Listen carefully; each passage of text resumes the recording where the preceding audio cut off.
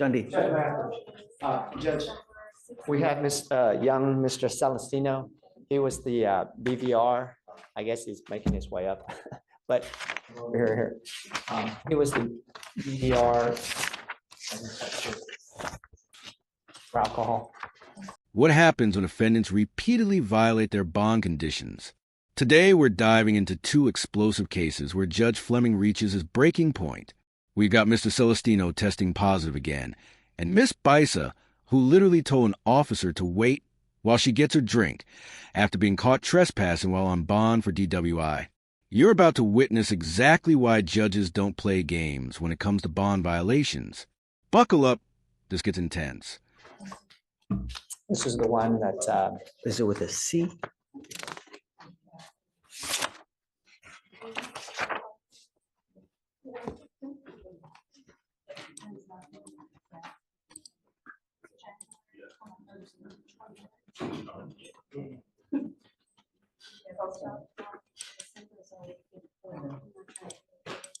This is not your first time testing positive for one issue or the other. This is your second time for you to test positive. I asked you one thing and one thing only. Do not use. It's not our first rodeo here, Mr. Celestino. Do you know what happens now? Yeah. Goes with you. Boom. Just like that, back to jail. Notice how the judge didn't even hesitate? This is what we call bond revocation, folks. When you're out on bond, you have one job: follow the conditions.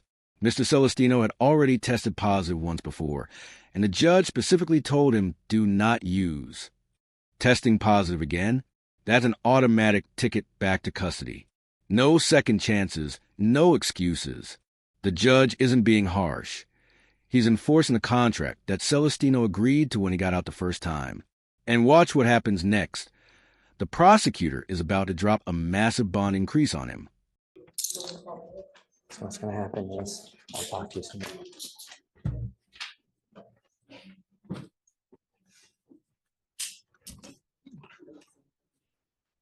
He may end up on the docket tomorrow, Judge. If he does, we'll have to revisit it. Absolutely. Are you going to raise bonds or anything like that? Yeah. Do you know? 5,002. 2002? 5,000. 5,000. Okay. And then we can talk tomorrow. Hey, thank you, Mr. D. Good morning, Your Honor. Hey. I have no advisor for a walkthrough. What's your cost number? 25, just had it up. 253-5551. One? Yes, 253-5551. Okay. Judge, the PSR is right next to me. Okay. Ms. Biza, come up. Oh. Wait. You want me to give her another PR bond? Yes, Your Honor. Hold up. Did this attorney seriously just ask for another personal recognizance bond? Let me break this down. A PR bond means you get out of jail for free. No money required. Just your promise to show up. Miss Bice already has a PR bond for a DWI case, and now she's picked up a new charge. The judge's reaction says it all. Wait. This is like asking your parents for more allowance after you just crashed their car. The audacity is off the charts. But here's where it gets interesting. The defense attorney is about to make their pitch. Will they convince Judge Fleming, or is this about to go sideways? Let's see what card they're playing. Good reasoning for our PR bond. All right. Ms. Biza is, as you know, currently on bond for previous out of this court. She has to help in DWI. She picked up a new case. And as you can see from the court record, she does appear and come for court every time she is required to do so. She's been working as an associate banker at Chase for the past 3 years, and is actually working on trying to get a promotion to assistant manager, hopefully soon. She's also a student at ACC, and it's her first semester working on her degree for computer science, expected to graduate in 2028. And she's also a volunteer at her church. Do you want to pronounce that? I can't. pronounce it if you can. Iglesia Bautista el Cordero de Dios. And that's in Houston. She regularly volunteers there. And as part of the previous case as well, she is already in group therapy for addressing the concerns with the DWI and et cetera. She's also going through her own personal therapy as well outside of group therapy individually. Currently, her monthly expenses are $1,500. I mean, monthly income is about $1,500, with expenses being about $600 as she does live at home. But yes, we are requesting if a PR bond could be made. We do have a bondsman present with us today, though. On bond for DWI. And I asked you two things, ma'am. I asked you don't use and I asked you to stay out of trouble. And now you've picked up a new case. You were charged with criminal trespass. You're facing up to 6 months in jail and or a $2,000 fine. We are going to do probable cause. You have the right to remain silent. Anything you say can and will be used against you. You have the right to have an attorney present. If you cannot afford one, one will be appointed to you, ma'am. An officer was working an extra job at a bar, and he was notified of a female suspect who had been previously trespassed but was currently on the property. The suspect was found to be in the venue near the bar. The officer approached her and told her that he needed to speak to her outside. The defendant was belligerently drunk and told me to wait until she got her drink from the bartender who had previously refused service. The defendant was escorted outside and detained. So she'd been previously warned about trespassing there. Okay, Ms. Bice, I'm going to find that there's probable cause to go forward with your case. Mr. Fleming, Yes, Your Honor. I appreciate your tenacity, but not only did we ask her not to pick up a new case, but we ordered her not to consume alcohol or illegal drugs. She's allegedly at a bar. She's allegedly intoxicated again. And in so much that the officer's asking her to step outside and she goes, hold on, let me get my drink first. Let me get my drink first. Are you kidding me right now? This is the moment that sealed her fate. She's on bond for DWI with an NO alcohol condition. She's at a bar she's been banned from. An officer is trying to arrest her for trespassing, and her response is to ask for one more drink. The prosecutor just delivered that line with surgical precision. This isn't just bad judgment. This is a masterclass in how to guarantee your bond gets revoked. The judge's pause here? That's him processing the sheer audacity. She literally prioritized getting her drink over complying with a police officer. What do you think happens next? Drop your predictions in the comments, because this is about to get real. Drink first. Really?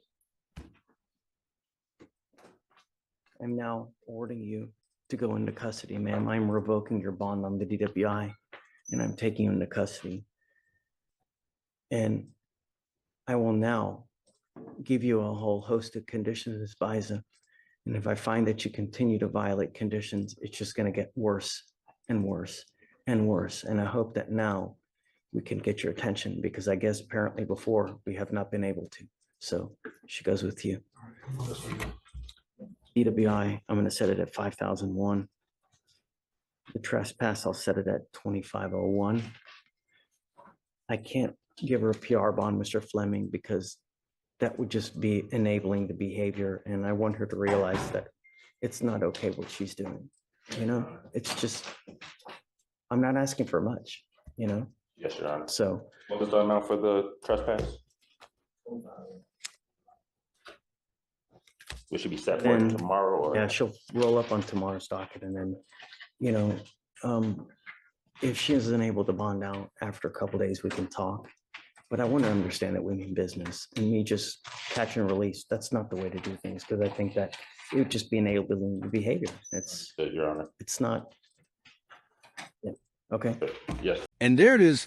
Judge Fleming just dropped the hammer.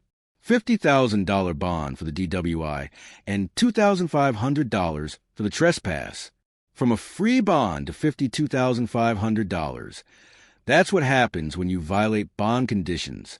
Notice how the judge specifically says, catch and release isn't working? He's absolutely right. Miss Biza had every opportunity. She has a job at Chase Bank. She's in college. She's in therapy. But none of that mattered when she chose to go drinking at a bar she was banned from. The judge's message is crystal clear. We mean business. This isn't about being harsh. It's about accountability. Sometimes jail is the only wake-up call that works. So, what did we just witness? Two textbook examples of how bond violations destroy second chances. Mr. Celestino's second positive test resulted in immediate custody and a bond increase to $25,000. Miss Bice's case? Even more dramatic. She went from a PR bond to $52,500 total after being caught drunk at a bar she was trespassed from, while on bond for DWI with a no-alcohol condition. Judge Fleming's ruling sends a clear message. Bond conditions aren't suggestions, they're requirements. The legal takeaway? When you're on bond, you have a contract with the court. Break it, and you don't just lose your freedom, you lose the court's trust, and that's nearly impossible to earn back. These defendants learned that lesson the hard way. If this breakdown helped you understand how the justice system really works, smash that like button right now. What do you think? Was a judge too harsh or completely justified? Drop your thoughts in the comments below. And if you want more raw, unfiltered courtroom drama with expert commentary, hit that subscribe button and ring the notification bell so you never miss our next breakdown. Share this with someone who needs to see what really happens when you violate bond conditions. Until next time, stay out of trouble and we'll see you in court.